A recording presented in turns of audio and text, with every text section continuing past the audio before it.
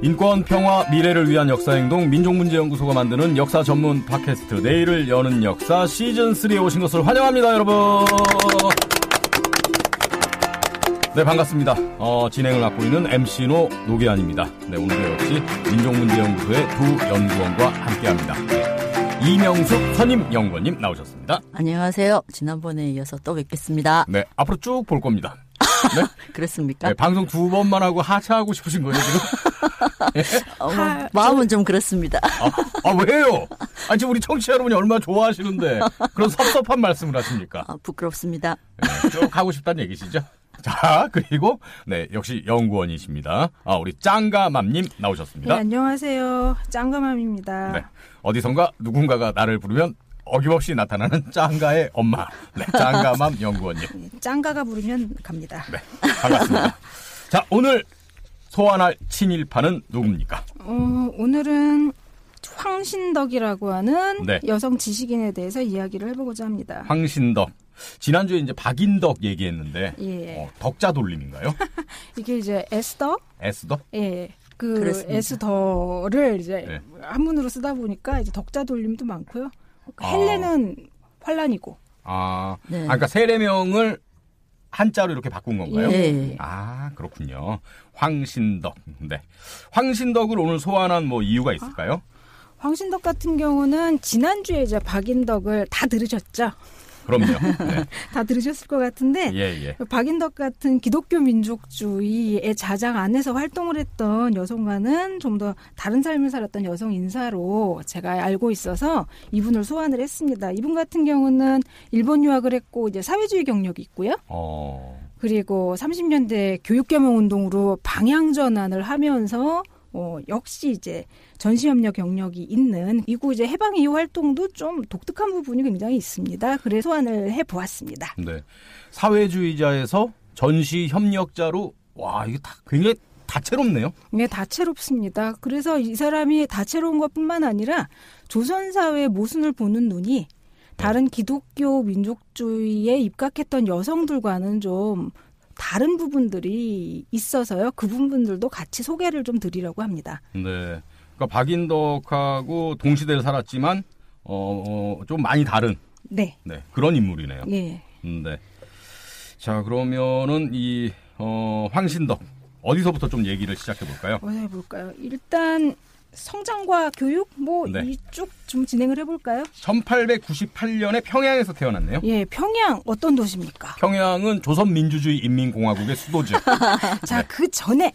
그 전에 평양은 말이죠. 1904년 이후에 평양은 어떤 도시로 평가가 됩니까? 민족운동상에 있어서. 개신교의 도시죠. 그렇죠. 바로 개신교의 도시이기 잘하시네요. 때문에. 예. 제가 MC입니다. MC가 이 정도는 알고 진행을 자, 해야죠. 박수 한번 치고 갈까요? 예?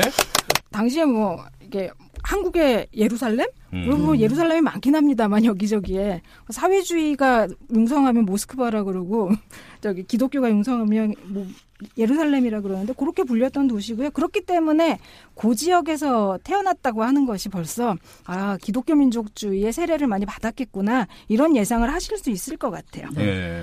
자매 중에 전시관을 소환을 하면 박인덕을 들으셨으면 아실 텐데 네. 황해시덕이라고 자주 나왔죠. 예. 그분이 언니입니다. 황신덕의 언니가 예. 황애시덕. 예. 이게 황해시덕의 밑에 동생이에요. 이런 이제 기독교 민족주의의 세례를 받았던 여성들이 근대 교육을 이제 선구적으로 받죠. 예. 황애덕과 황시덕 같은 경우도 그런 경우죠. 근데 여기서 잠깐 보면은 네. 평양의 그 유명한 삼숭 중에 하나인 숭우여학교를 졸업을 한다 그러는데 여기서 이제 송죽회라고 하는 중요한 이 여성 운동권 서클이라 그래야 되나요? 그 당시에? 예. 거기에 가입해서 이제 활동을 합니다. 송죽회. 송죽회. 이게 송죽회가 거죠. 어떤 성격의 그런 모임이었는데요? 박현숙이라고 하는 송죽회 동기가 한 얘기인데 그 시절 이미 그와 나 사이에 이른바 송죽 결사대를 맺고 이제 이런 대열 속에서 나라와 결의가 자유를 얻어 살아야겠다는 삶의 목표를 세웠다. 그러니까 이런 걸로만 봐서도 당시에 어떤 이 소녀들의 독립에 대한 의지 이런 것들을 엿볼 수 있겠네요. 그러네요. 결의와 나라의 자유를 얻는 삶을 살겠다. 예. 이런 삶은 근데 끝까지 살았습니까? 조금 더 살펴보시죠. 조금 살펴보시면 예, 아실 거. 계속 들어주세요. 알겠습니다.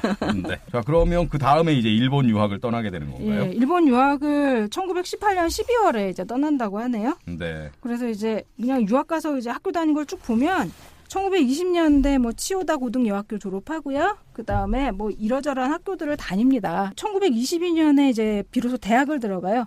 일본 여자대학에 들어가는데 신설된 학부인 사회사업학부에 들어가게 됩니다. 사회사업이라고 하는 건 생소하실 텐데 이거는 지금으로 치면 사회복지? 당시 일본과 조선과 대만에서 이런 구제를 확대하고 이게 사회복지적인 개념이 탑재된 정책이 시작되는 때가 이때고요. 이때가 사회사업 붐이 시작되는 때이기 때문에 사회사업학부가 이제 신설이 되고 거기에 들어간 것 같습니다. 네. 그리고 26년 3월에 졸업을 합니다. 1918년에 일본에 가서 26년에 졸업을 하면은 예. 3.1운동 기간에는 계속 일본에 있었던 거네요? 예, 일본에 있었죠. 그럼 일본에서 네. 언니가 또 3.1운동에서 큰 역할을 하신 분이잖아요. 어. 언니 친구 김마리아, 나혜석 이런 사람들이 운동을 하는 걸 봤죠. 보기만 했습니까? 황신덕은 뭐. 그때는 보기만 했는지 뭘 더 했는지 모르겠는데 네. 지금 이제 확실한 활동에 나오는 건 그 다음 연도입니다. 1920년대 3.1운동 1주년 기념 시위가 동경의 히비야 공원에서 열리는데 네. 그때 이제 시위를 하다가 잡혀서 구류 2주를 살았다고 하네요. 예. 그리고 나서 일본에서 계속 또 이제 학생 운동이라 그래야 되나요? 네. 조직 운동을 하죠. 어떤 걸 조직했는데요? 1920년에 보면 도쿄 여학생 친목회인 하크메라고 하는 곳이 있었어요. 원래 있었고 거기에 들어가서 활동을 하게 됩니다. 친목 모임이면은 이게 학생 운동과는 좀 거리가 있는 거 아닌가요? 네, 이름이 친목이지. 내세우는 게 친목인 거죠. 이 시절에는. 네.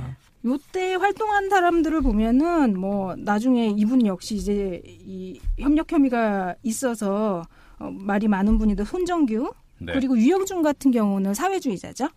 성의관, 현덕진, 박순천, 뭐 박순천이 그 박순천입니다. 그 박순천입니다. 해방 이후에도 이름이 계속 나오고. 그 박순천입니다. 예. 네. 절친인 걸로 알고 있습니다. 황신덕과. 그리고 사회참미의 윤심덕도 멤버였어요? 예. 그러니까 이분들이 동경유학생 1세대가 언니, 황혜덕, 김마리아, 나혜석 이 사람들이 동경유학생 1세대라고 하면 이분들은 이제 동경유학 여성 2세대가 되는 것이죠. 그래서 1세대 같은 경우는 어떤 자유주의적인 여성운동의 세례를 받으신 분들이라고 하면은 페미니즘의 입장에서는 2세대 같은 경우는 통상 이제 사회주의의 세례를 온팡 받은 분들이라고 이야기를 많이 합니다. 그래서 이제 21년 5월에 보면은 뭐 계속적으로 뭐 도쿄 YWCA 여기를 조직하고 거기에서 참여를 하고요. 근데 요 때까지만 해도 이제 어떤 이제 페미니즘적인 것이라기보다는 사회주의에 아직 이제 발을 들이기보다는 뭐 민족주의 입장에서 참가를 한 것으로 이제 알려져 있어요. 사회주의자 경력을 갖게 되는 결정적인 계기가 되는 게 일본 지식인과의 이제 교류 속에서 확실하게 그런 이 사상을 갖게 된다고 해요. 그러면서 일본의 사회주의 페미니스트 야마카와 키쿠에라고 하는 사람을 만나게 됩니다. 야마카와 키쿠에. 예. 어떤 사람이죠? 간단히 얘기하면 네. 일본 사회주의 지도자, 여성운동의 지도자였고요. 네. 이분은 그때 이제 황신덕이 강력하게 이제 영향을 받은 부분들이 그런 부분들이라 그래요. 일본은 이미 이제 부르주아 혁명 단계는 지났다라고 이분이 생각을 하시고 그러면서 일본의 혁명 주력은 도시의 여성 노동자다. 여성 노동자들을 계몽하고 조직하는 것이 필요하다라는 이 생각을 야마카와가 했다고 하고 이런 생각들을 주로 황신덕과 교류를 했다고 이제 알려져 있어요.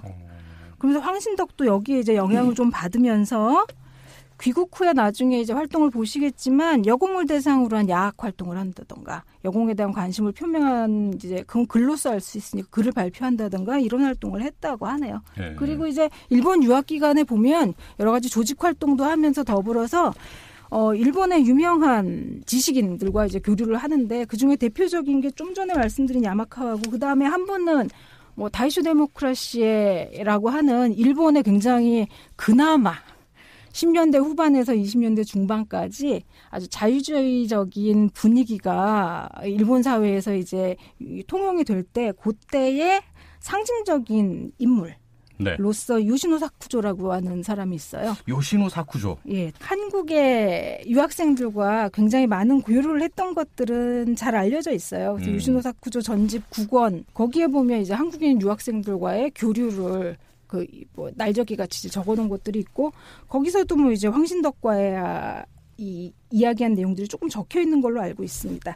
예, 그래서 여하튼간에 그 자세한 내용은 차치하고라도 일본 지식인들과의 교류를 통하여 자신의 이제 운동에 대한 생각을 좀 갖게 됐던 것 같습니다. 근데 이런 부분들을 이제 일본인과 일본의 어떤 영향을 받았다라고 해석을 하시기보다는 당시에 일본의 이제 여러 가지 면이 국주의 일본 안에서도 제국주의 일본을 다채롭게 조선과의 관계에 있어서 해석할 수 있는 부분들이 있는 거죠. 이게 이제 일본 사회주의자들과의 관계라든가 아니면 일본의 민본주의자 요시노와의 관계라든가 이런 부분들일 텐데 요걸 통해서 황신동 같은 경우는 이제 조선에 와서 운동을 어떻게 해야겠구나라는 생각을 이제 가질 수 있었겠죠. 네. 우리가 그렇게 추정을 할 수 있죠.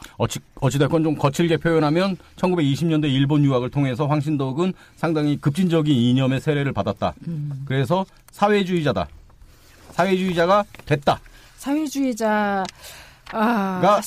영향을 강하게 받았다 정도로 합시다. 왜냐하면 여성 사회주의자 같은 경우 연구가 많이 된 것 같지만 실제 그 계보가 좀 확실하게 정리된 게 없어요. 네.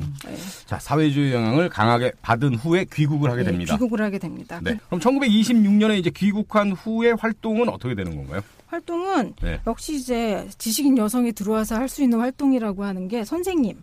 예. 그리고 정말 똑똑한 사람들 기자. 네, 요 정도 하죠. 그리고 그냥 차치하고라도 당시 중등 정도의 여학교를 졸업한 사람들 그리고 중등 정도의 학교를 졸업하고 고등 교육을 받은 사람들이 할 수 있는 일들은 선생님 밖에 없습니다. 뭐 유치원 교사. 예. 그다음에 이제 직업 전문 여성으로서 간호부라고 그때 표현을 했죠. 간호사. 예. 이게 이제 여성이 할 수 있는 사회 진출, 딱 여자가 해야만 되는 그런 분야에서의 활동들, 그게 다였죠. 그렇죠. 그러니까 협력도 여성 같은 경우는 교육학술 부분이 많은 거죠. 사회주의의 세례를 강하게 받았기 때문에 귀국한 후에 지하 운동을 하지 않았을까 이렇게 저는 예상을 했는데 그때는 그건 아니었군요. 조선 여성 동호회라고 하는 사회주의 여성들의 조직이 있습니다. 여기에 참여를 했다고 하는 글이 있어요. 요건 조금 더 이 여성 동호회 자장 안에서 활동을 했던 건 맞는 것 같은데 요건 좀 더 이 확증이 좀 돼야 될 것 같은 부분이 있습니다. 예. 그리고 여러 가지 활동을 해요. 역시 이제 아까 지난 시간에 박인덕도 보셨겠지만 강연하고 연설하고 이렇게 돌아다니는 거죠. 글 쓰고. 예, 글 쓰고. 그래서 조선 여성 기독교 청년 연합회 여기서 이제 여성 문제 같은 거 뭐 강연을 하고요. 그리고 아시겠지만 1927년이 되면 신간회라고 하는 좌우합작 조직이 만들어지지 않습니까? 그러니까 26년에서 27년으로 넘어가는 시기에 운동이라고 하는 거는 이 좌우의 연합의 어떤 형태를 통일전선의 이 형태를 갖추는 것으로 이제 운동이 진전이 되죠. 그런 활동들을 합니다. 1926년 12월에 망월구락부라고 하는 걸 조직을 하는데 망월구락부는 YWCA 계열과 그러니까 기독교 여성이죠. 김활란, 뭐 김필래, 유각경, 뭐 이런 이제 기독교 여성들과 사회주의 계열 여성들이 함께 만든 단체예요.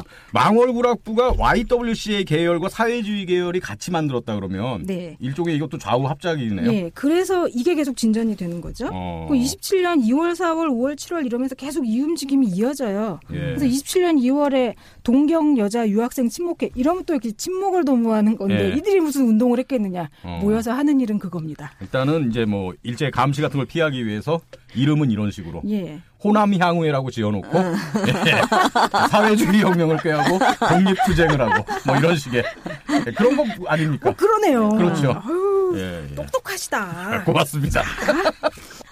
27년 4월에 동정 여자 유학생 친목회 주최로 이게 또 좀 판을 벌립니다. 여자 외국 유학생 간담회. 자, 그러면 동경에 어디가 플러스가 될까요? 추가가 될까요? 미국. 미국이죠. 미국.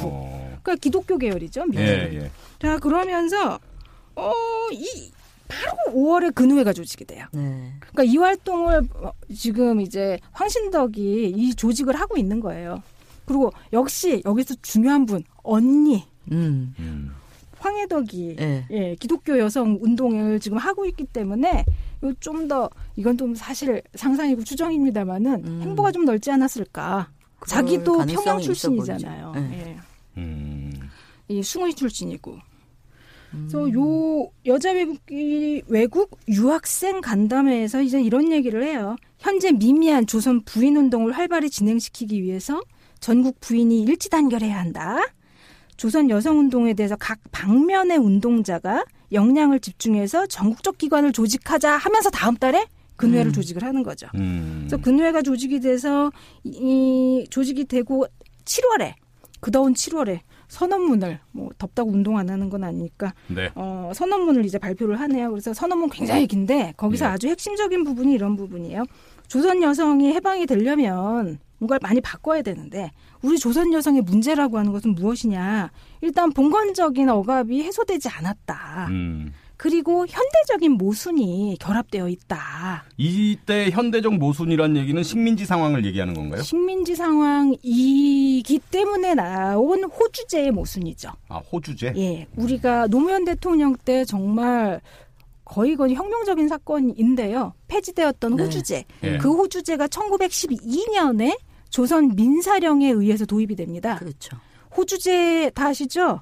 아, 그럼요. 저도 이제 그렇죠. 예전에 이력 썼으면 호주 해갖고 아버지 이름 써야 되고 어떤 친구들은 호주 그러면 가본 적 없어. 이렇게. 모르세요? 이력 썼으면 그런 거? 네?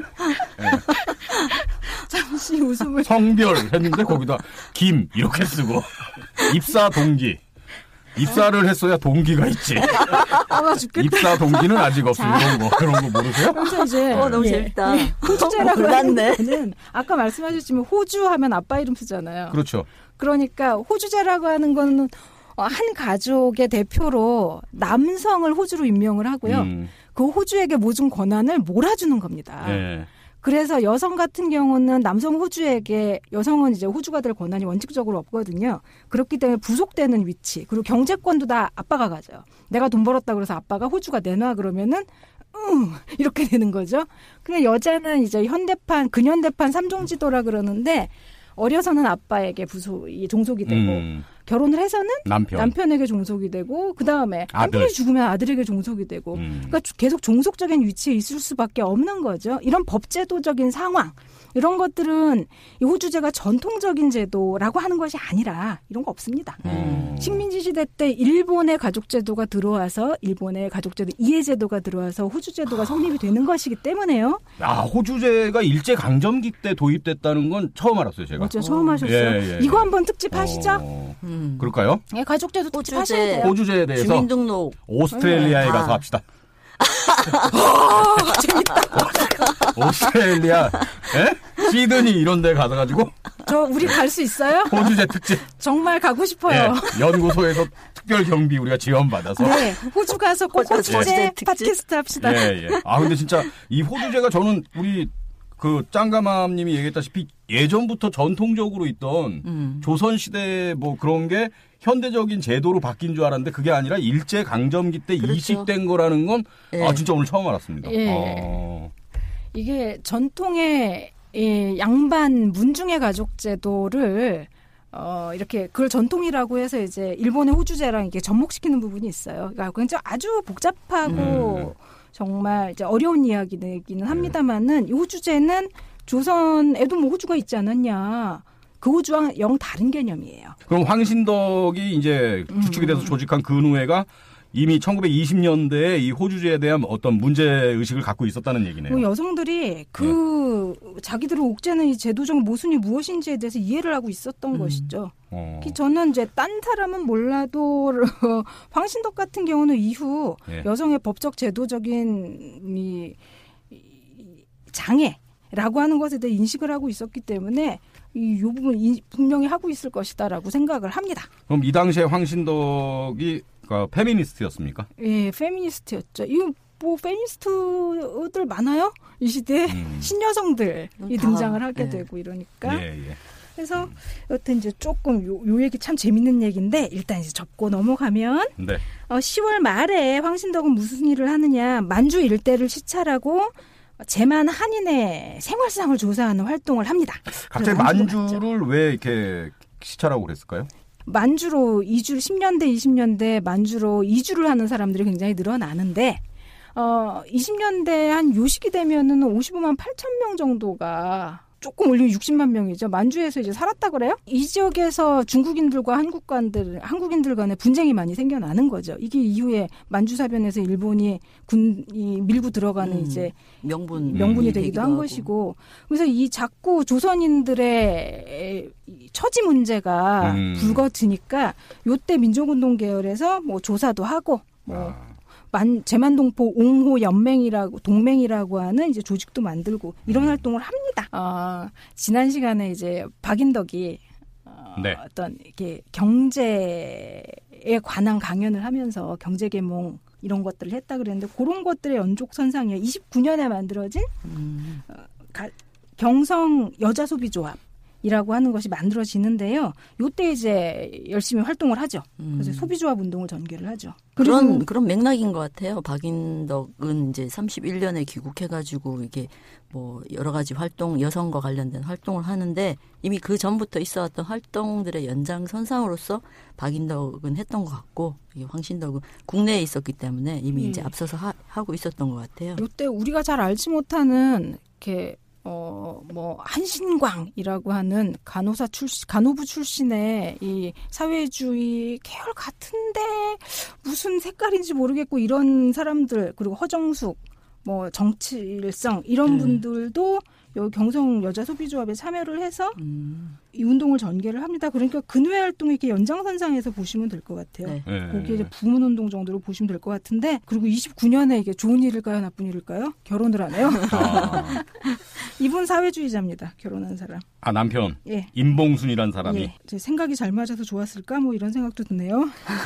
같은 사회주의계라서. 그래서 29년에 근후에 1년의 회고와 전망을 밝힌 글들을 보면은 여기 뭐 조금만 읽고 넘어가면 이제 운동이 일부 엘리트들의 운동이 아니라 전국 각지의 지회를 통해서 1천만 여성 대중 운동으로 우리가 지회 많이 만들고 그러면서 진출을 했구나. 황신덕과 그 동료들이 전국의 지회를 만들기 위해서 많이 강연을 다니거든요. 그러면서 전국에 그래도 좀 조직 같은 걸 만들면서 우리가 여성 대중 속으로 좀 들어가고 있다라고 하는 것과 더불어서 한계에 대해서 굉장히 이제 안타깝게 얘기를 해요.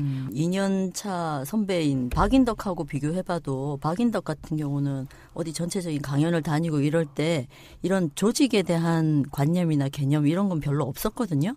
근데 이제 황신덕 같은 경우는 어쨌든 계속 끊임없이 일본에서부터 시작을 해서 좀 조직을 하고 여성들이 모이고 그 여성들이 또 이렇게 근후회라는 조직으로 좀 확대되고 하는 이런 조직관이라는 게 좀 있었던 것 같아요. 박인덕과 되게 큰 차이가 있는 것 같은데 그게 어떤 사회주의 영향일까요? 그 운동하시는 분들이 조직을 잘 만드시니까. 뭐 그러기는 한 그런 같습니다. 질문은 말이죠. 네. 나중에 카톡으로 해주시고요. 네, 알겠습니다. 이런 질문 나중에 카톡으로 알겠습니다. 그러면서 이 뭐 의와 근후회 1년 활동의 의의와 한계에 대해서 이제 이야기를 하죠.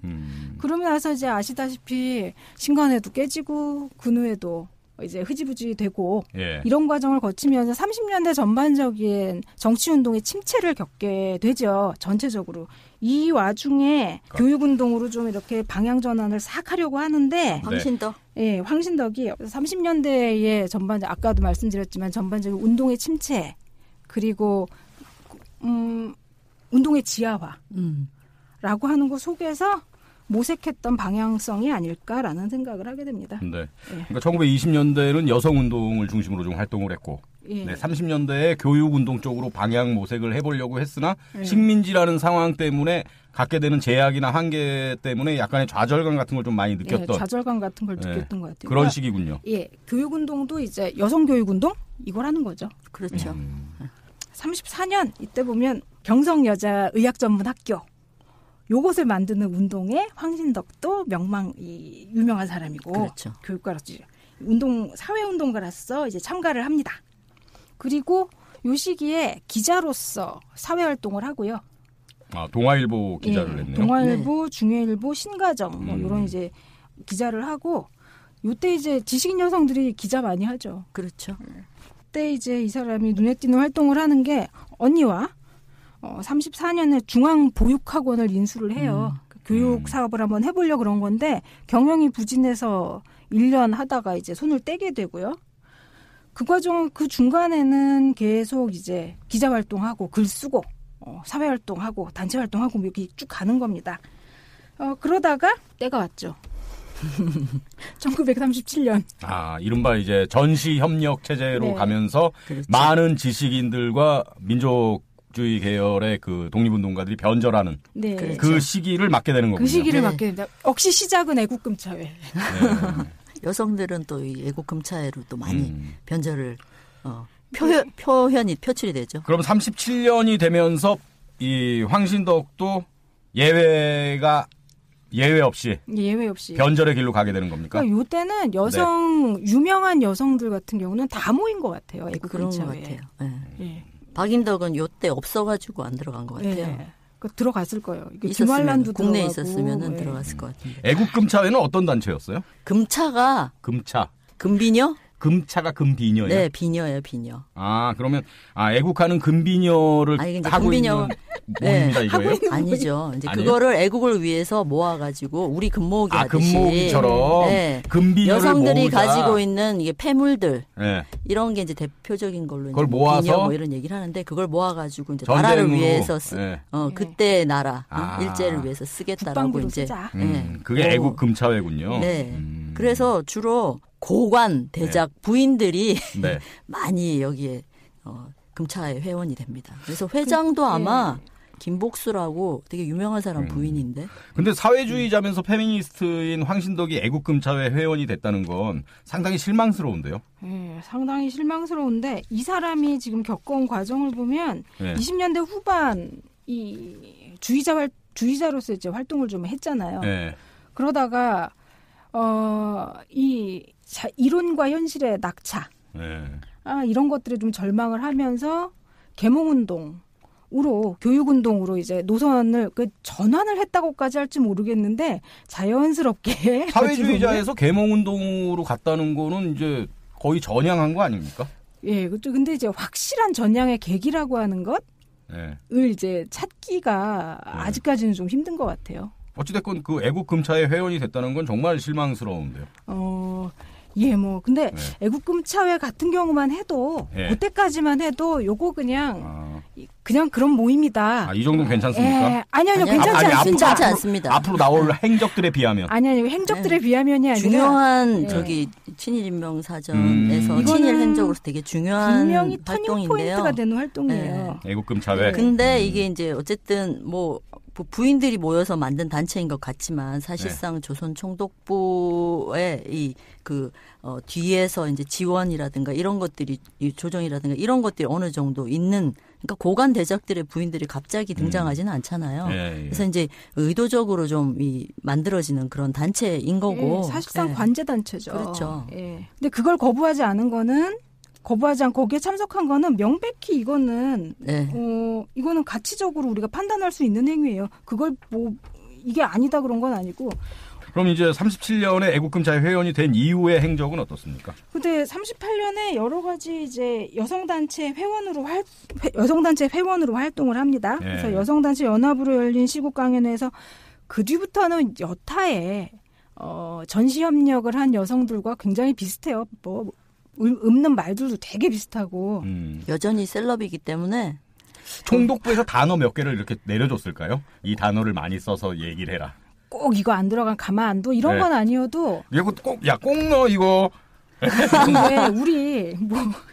왜 그 시대를 이렇게 어떤 이제 상황을 규정하는 용어들이 있잖아요. 개념들이 있고 용어들이 있죠. 그런 것들이 다 같이 쓰이는 거죠. 어떤 말들을 합니까? 36년 6월에는 비상시국과 가정경제라는 제목으로 강연을 하는데 이거 그냥 생활개선 하자 이런 거예요. 일단 비상시국이라는 게 이제 이미 중일전쟁을 겪고 난 그런 상황이니까 이 비상한 시국이다. 전쟁을 하고 있는 상황이다라는 걸 끊임없이 이제 온 국민들한테 언론을 통해 가지고 계속 얘기를 하고 이 여성은 또 여성으로서의 이 가정경제 책임자로서 여성의 얘기를 하라라는 이런 그렇죠. 뜻으로 이제 네. 이런 강연회가 있게 되는 정말 거죠. 이렇게 젠더 기범에 엄격하게 잘 맞춰가지고 일을 시키나 싶게. 그래서 보면 이제 아직까지는 어떤 궁극의 모성이라고 차원에서 이야기는 나오지 않고요.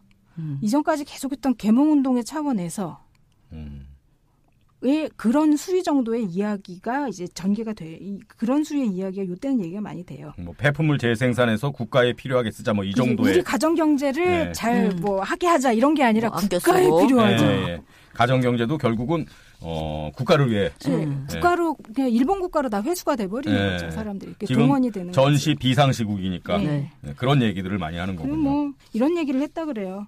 손에 미치지 않는 하늘에 별을 따려고 버둥거렸던 그런 시절도 이미 지나갔다. 이거는 약간 문학적인 표현으로 나 이제 바뀌었다 이렇게 얘기한 거 아닙니까? 전향의 변 같아요. 그러니까 뭔가 전향의 변. 이게 느낌이 되게 오는 글이에요. 네. 저도 이제 이걸 그냥 무심코 지나가면서 봤다가 이게 뭘까? 이 시기에 맥락을 좀 확실하게 좀 더 살펴봐야겠구나라는 그런 이제 여러 가지 함의가 들어가 있는 것 같은 생각이 들어요.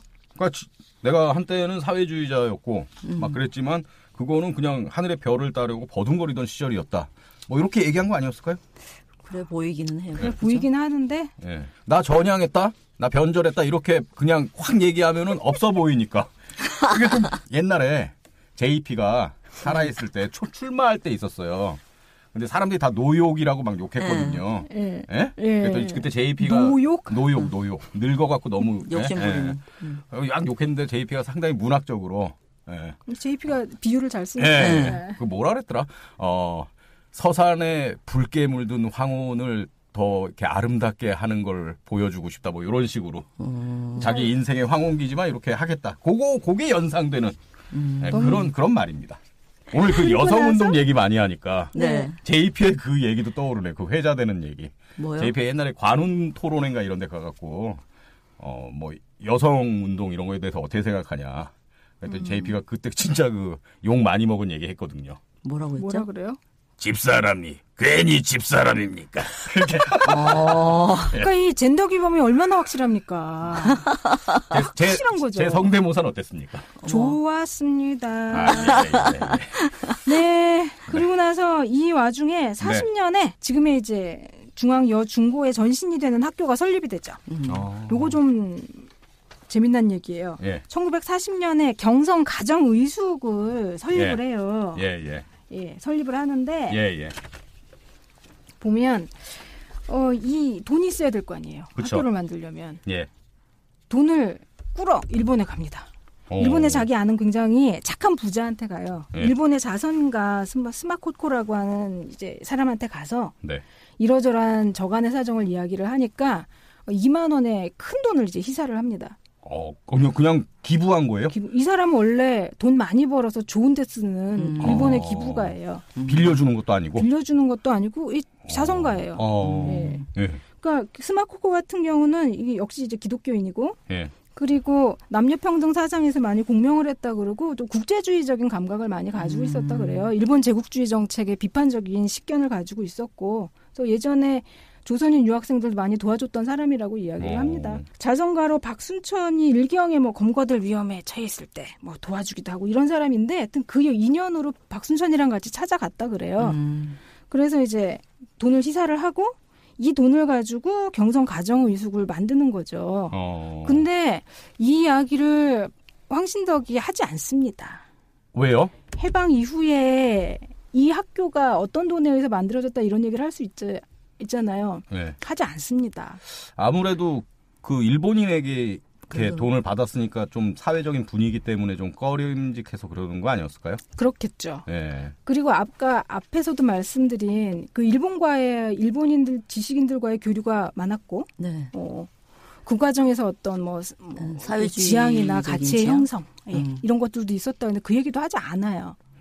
해방 이후에는 그래서 우리 황신덕 선생이라던가 아니면은 이렇게 책자들이 좀 있는데 그 책자들은 황신덕의 일생에서 많은 부분들이 좀 이렇게 누락돼 있군요. 누락돼 있는 상태로서 좀 있는 것이라서 많이 예. 보강이 필요하죠. 뭐 군국주의 시절에 일본인들이라고 다 군국주의자는 아니었을 텐데 말이죠. 예. 굳이 그걸 또 이렇게 뭐 얘기해도 되지 않았을까요? 뭐 그 얘기를 하다 보면 이제 이렇게 저렇게 과거 일본에서의 행적들이 같이 딸려 나올까 봐 게다가 그랬을까요? 사회주의 행적까지 같이 그러니까. 나올 수도 있으니까 네. 그랬었는지 모르겠습니다. 이건 정말 추정입니다만은 그 일화를 통해서도 저는 확실히 이제 전향했구나. 예. 그러고서 이제 학교를 만드는데 뭐 학교는 또 불의의 화재로 불에 타고 뭐 여러 가지 간단 신고를 겪습니다. 그래서 이제 학교는 계속 운영이 되지만 전시관에 역시 이야기한 박인덕의 학교가 학교처럼 폐쇄되는 네. 과정이랑 거의 같은 과정을 겪는데 황신덕의 학교는 폐쇄가 되진 않아요. 45년 45년에 중앙여자상과학교로 개편이 되고 역시 이제 뭐 학교 자체는 교육과정 자체는 파행을 거듭을 하죠. 전시체제기에 다 뭐 일본어 좀 배우고 일하러 나가니까 네. 근로교육하러 나가니까. 이 중앙여자 상과학교가 그 굴레방딸에 있는 중앙여자 고등학교인가요 지금에? 그럴 거예요 아마. 제가 왜 잘 아냐면은 네. 제가 굴레방딸이의 그 중앙여고 밑에 있는 한성고등학교를 나왔거든요. 네. 그리고 그 중간에 추계예술대가 있습니다. 네, 맞아 거기입니다. 이게 추계재단이니까. 그래갖고 제가 네. 중앙여고 그때 소개팅도 많이 하고 그랬어요. 예. 전 서울 출신이 아니라 잘하셨네요. 굴레방딸이 몰랐네요. 2대 옆이 굴레방딸입니다. 네, 아현동. 네. 자 그러면 이 황신덕의 좀 구체적인 친일 행적을 몇 가지 좀 짚어봤으면 좋겠습니다. 여러 가지 이제 강연에 동원이 되고 그리고 역시 아니나 다를까 임전대책협의회 네. 41년에 만들어지죠. 거기에 이제 협의회에 참석을 하고 9월에 조선 임전보국단의 발기인으로 참여를 하고요. 평의원이 되고요. 네. 그 다음에 조선 임전보국단 부인대 지도위원으로 전쟁에 협력을 하죠. 그래서 네. 친일인명사전에 보면은 이 맞는 이런 정도의 행적들이 나와 있고요. 그리고 1943년 매일신보에 이런 글을 기고했네요. 우리 반도 여성들은 이번 대동아 전쟁을 통하여 느끼고 배울 점이 많지만 위대한 행동의 배후에는 훌륭한 어머니가 있었음을 알 수 있다. 그 위대한 행동이라고 하는 게 이제 이 일본 어머니들을 이야기를 하는 거죠. 그래서 뭐 이 군국의 모성을 우리가 배워야 된다 이런 정도의 이야기를 하는 것 같습니다. 네. 그리고 근로정신대 지원을 권유하는 강연도 했죠. 예, 네. 이게 아주 치명적이죠. 네. 2명의 학생이 동원이 되고 이 부분에 대해서는 이제 많이 알려진 한 명의 분이 이 증언도 하시고. 네. 그 제자인 거죠, 제자. 그러니까 제자를 근로정신대로 이렇게 동원되게 강연도 하고 이런 건 정말 죄질이 나쁜 그런 친일행위 아닙니까? 그렇죠. 네. 뭐 직접 이제 피해 당사자가 자기가 그렇게 당했다라는 거를 또 증언을 하고 막 이랬었으니까. 그래서 이제 이런 상태에서 해방을 받는 거죠. 계속 협력을 하면서. 해방 후에 이 황신덕도 반공투사가 되나요? 네. 우익 정치인으로 변신을 하게 됩니다. 네. 그래서 45년 8월에 보면 건국 분여동맹이 조직이 되는데 거기 들어가고 그다음에 46년 6월에 민족통일총본부의 임원이 되신다 그랬는데 이때 보면은 뭐 기독교인들이 많이 들어갔다 그래요. 그다음에 그 유명한 46년 10월에 독립축성 애국부인회 여기서 정치부장을 박인덕도 여기 있었잖아요. 그러면서 전쟁도 맞고 그리고 정부 수립되고 뭐 학교는 학교대로 이렇게 중앙여고, 여중여고 이렇게 돼서 좀 운영이 되고 있는 것이고 그 와중에 해방 후에 활동 같은 경우는 해방 이전에 이 사람의 생각이 좀 이렇게 표출이 되면서 하는 활동이라고 하는 게 가족법 개정 운동이에요. 52년에 한국에서 최초로 여성 법조인이 나오는 걸로 알고 있어요. 그분이 이름이 이태영 선생님? 이태영. 근데 이태영 같은 경우는 워낙에 야당집 부인이어서 판사 임용도 안 되고 그렇죠. 어렵게 법조인 생활을 하고 있었는데 여러 여성 명사들에게 도움을 구하러 다녀요. 그래서 김한란에게도 가고 근데 이제 다 거절을 당하죠. 요때 이제 가장 당시에 있었던 여성 단체 중에 가난한 단체가 여성 문제 연구소였는데 황신덕이 하고 있는 거. 여기에 가서 이제 도움을 구하면서 황신덕이 흔쾌히 그걸 받아들이죠. 그러면서 1952년에 이태영, 김현실, 장화순, 이희호 등과 여성문제연구소 부설 여성법률상담소를 이제 설립을 하게 됩니다. 이거 56년에 독립을 해서 그 유명한 가정법률 상담소가 되는 거예요. 그래서 여기에 이제 계속적으로 책임자 위치에 있죠. 이태용 선생님의 자서전에 보면은 요때 가정법률 상담소를 만들고 할 때에 황신덕과의 이 관계들 이런 것들이 나오죠.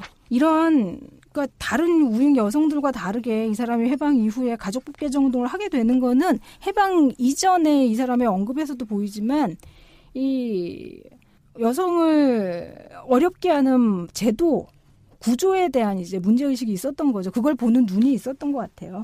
그러니까 다른 우익 여성들 같은 경우가 그냥 좀 티미하게 여성 해방에 대한 뚜렷한 이론적 고민이나 그런 것 없이 계몽활동, 봉사활동 이런 것들에 치중을 하고 있을 때 그것과 이제 다른 생각들을 했었던 것이죠. 그러면서 이런 가정법 개정 운동을 했었던 것이고 이런 것들이 이제 일제시대에 일제강점기에 이제 잡지를 보면 자기가 기자를 했던 신가정이라는 잡지에 글을 많이 발표를 하는데 그걸 보면 이런 얘기들이 있어요. 일례로 일전 신문 보도에 의하면 일본의 민법과 형법이 개정이 돼서 남녀 평등의 여러 제도가 지금 좀 바뀌고 있는 것 같은데 이런 것들이 이제 여기 좀 중간에 희망이 좀 섞여 있는 것 같아요. 조선에도 좀 미쳤으면 미치지 않을까 하는 것 그리고 여성들이야 권리를 포기하면 안 된다. 계속 법률적으로 무식하면 이 무식을 악용하는 무리가 있다는 사실을 알아야 한다라고 하면서 이 법의 중요성 같은 것들을 이야기를 하고 있고 자기가 아주 뚜렷하게 인지를 하고 있었던 것이죠. 뭐 그럼에도 불구하고 뭐 일제 강점기 때 이제 직접 제자가 그렇게 갔다가 근로정신대에 어쨌든 갔다가 오게 되고 근데 그런 상황들을 그 살아 생전에 있었던 일인가요? 아니면 돌아가시고 난 다음에 죽고 난 다음에 제자의 그 증언이 있었던 건가요? 죽고 난 다음이죠. 1984년에 그런 이제 한국에서 과거사 문제가 불거지기 이전에 세상을 하직하시니 84년에 이제 사망을 하고요. 어찌됐건 여성주의자인데 자신의 제자를 그렇게 근로정신대로 보냈다는 건 결코 용서받지 못할 그런 일 아닐까요? 뭐 어떤 식으로든지 거기에 대해서 뭐 할 수 없는 거죠. 나쁜 일이죠, 뭐. 그렇죠. 그 굳이 재론을 할 필요도 없는. 네. 그리고 자기 반성하지 않으셨고요. 딴 분이랑 똑같습니다. 근데 김환란 같은 경우는 약간 반성스러운 얘기를 하긴 해요. 참. 김환란이요? 늦게마나 생각이 드는데 김환란이 잠시 이제 눈이 머는 실명의 위기에 다가오는데 그때 이제 자기 주변 사람들은 내가 이게 그때 지은 죄가 많아서 이런 얘기 정도를 하고 있는 걸로 알고 있는데 그걸 이제 그걸 반성으로 보기 좀 힘들 그렇죠. 것 같은데. 그 정도도 없다. 뭐 황신덕은 정말 뭐 우리 짱가맘님이 얘기한 것처럼 다양한 얼굴이 있고 상당히 좀 다이나믹한 삶을 살고 그 이념의 어떤 그 지향 같은 것들도 많이 변화가 있었던 그런 인물이었던 것 같아요.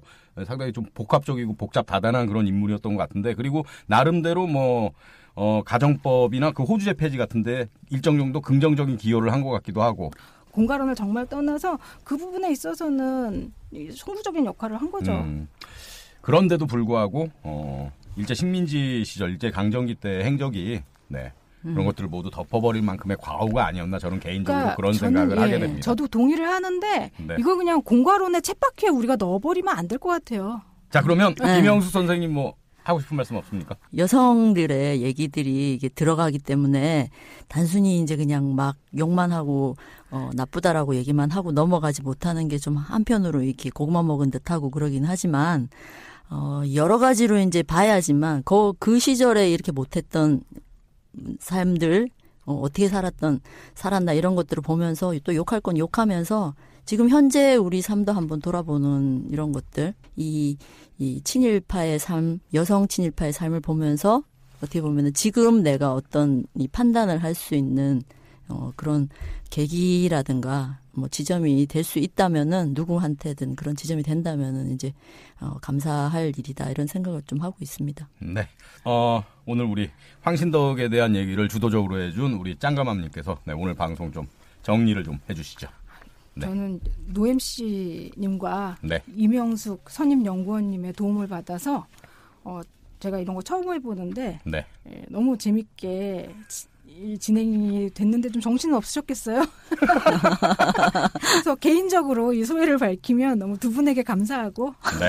이런 좋은 자리를 마련해 주신 팟캐스트 주최 측에게도 너무 감사하고 우리가 친일문제라고 하는 것을 좋은 놈 나쁜 놈 이렇게 둘로 나눠서 볼 수도 있지만 중간에 놈이라고 하는 영화에서 이상한 놈이 있듯이 이게 굉장히 고민에 쌓일 수밖에 없는 영역이라고 하는 것도 일단 있으니까 우리가 굉장히 그리고 나쁜 사람이라고 한번 욕하고 넘어가는 건 너무 쉬운데 내가 나쁜 사람이 될 수도 있지 않을까라고 하는 그런 고민 속에서 자기를 넣어보는 것도 중요한 것 같아요. 그래서 그 사람을 이해하자는 건 아니에요. 이해할 수 없어요. 우리는 이해하면 또 안 되기도 하고요. 객관적으로 떨어뜨려 놓고 내가 저 상황에 가서 저렇지 않을 수도 있을까, 할 수도 있을까? 여러 가지 이제 토 나오는 고민이라고 하는 것들을 좀 하는 것 속에서 좀 이제 지금의 삶이라고 하는 것도 좀 거창하네요. 지금의 삶이라고 하는 것도 생각해보는 계기가 됐으면 좋겠어요. 자, 오늘은 여성 친일파 황신덕에 대해서 함께 이야기 나눴습니다. 다음 시간에 또 만나겠습니다. 여러분 두 분 고맙습니다. 감사합니다.